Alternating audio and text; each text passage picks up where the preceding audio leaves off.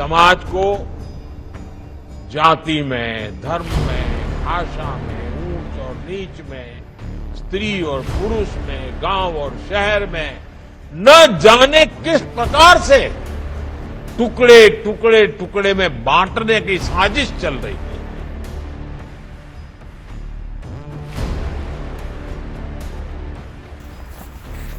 जगह कोई भी हो, बीजेपी का एकता वाला ये नारा लगातार बुलंद हो रहा है।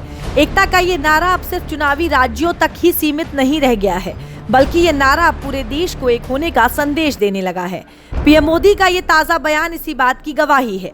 पीएम मोदी सोमवार को गुजरात के स्वामी नारायण मंदिर के 200 साल पूरा होने पर वर्चुअली कार्यक्रम में शामिल हुए। पर चुनावी राज्यों में इस समय जाति को लेकर हो रही पॉलिटिक्स का मुद्दा पीएम मोदी ने उठाकर विपक्ष पर कड़ा प्रहार किया कि देश विरोधियों की इस चेष्टा को हम उसकी गंभीरता को समझे, उस संकट को समझे और हमें सबने मिलकर के ऐसे कारनामों को पराजित करना ही होगा। हमें मिलकर के नाकाम करना होगा। सीएम योगी के बयान को उठाकर जिस तरीके से विपक्ष ने इसे चुनावी मुद्दा बनाने की कोशिश की, अब विपक्ष को ही इस बयान का काट नहीं मिल रहा है। और जिस तरीके से इस समय एकता का ये मुद्दा रफ्तार पकड़ रहा है, वो देखकर साफ लग रहा है कि आने वाले वक्त में विपक्ष के लिए मुसीबतें कम होने वाली नहीं हैं। हालांकि कार्यक्रम से पीएम मोदी ने सिर्फ विपक्ष को घेरा ही नहीं, बल्कि विकसित भारत के लक्ष्य को पाने के लिए भी देश के लोगों को बड़ा मैसेज दिया है। अब जैसे हम लगातार कहते हैं कि विकसित भारत बनने की पहली शर्त है हमें आत्मनिर्भर भारत बनाना। अब आत्मनिर्भर भारत बनाने के लिए कोई बाहर वाला काम नहीं आएगा, हमें ही करना पड़ेगा। 140 करोड़ देशवासियों को ही करना पड़ेगा। यहां बैठे हुए सब हरिभक्तों को करना पड़ेगा। और इसकी शुरुआत कहां से करेंगे? शुरुआत होती है vocal for local. Vocal for local को बढ़ावा दिया जा सकता है।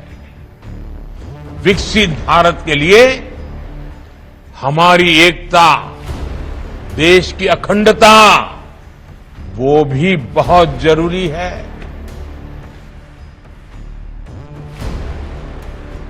विकसित भारत के विजन को पाने के लिए पीएम मोदी हर मंच से इसके हर पहलू पर खूब जोर देते हैं। और अब पीएम मोदी इस मिशन के लिए युवाओं पर खासा फोकस कर रहे हैं। और इसीलिए इस समय मोदी युवाओं की स्किल्स पर ज्यादा फोकस कर रही है। और इसी का नतीजा है कि आज दुनिया के करीब सभी बड़े देश भारत के युवाओं पर निर्भर हो रहे हैं। भगवान श्री स्वामीनारायण ने हमें बताया है कि बड़े लक्ष्य कठोर तप से हासिल होते हैं। उन्होंने हमें बताया राष्ट्र को निर्णायक दिशा दिखाने की क्षमता युवा मन में होती है। उन्होंने हमें सिखाया कि युवा राष्ट्र का निर्माण कर सकते हैं और करेंगे।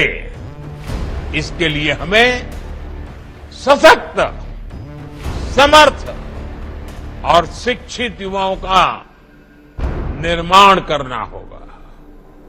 विकसित भारत के लिए हमारे युवा सशक्त होने चाहिए। स्किल्ड युवा हमारी सबसे बड़ी ताकत बनेंगे। हमारे युवाओं की ग्लोबल डिमांड और बढ़ने वाली है। आज मैं विश्व के जिन जिन नेताओं से मिलता हूं, ज्यादातर नेताओं की अपेक्षा रहती है कि भारत के युवा, भारत का स्किल मैन पावर, भारत के आईटी सेक्टर के नौजवान उनके देश जाएं, उनके देश में काम करें।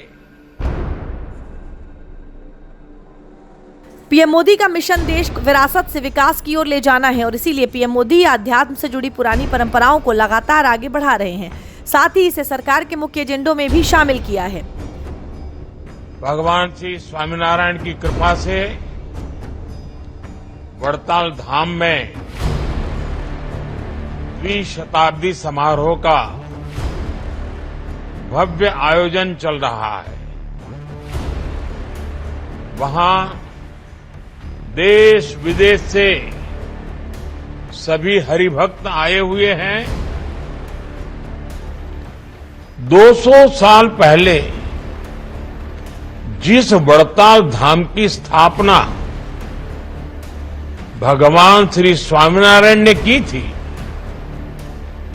हमने आज भी उसकी आध्यात्मिक चेतना को जागृत रखा है।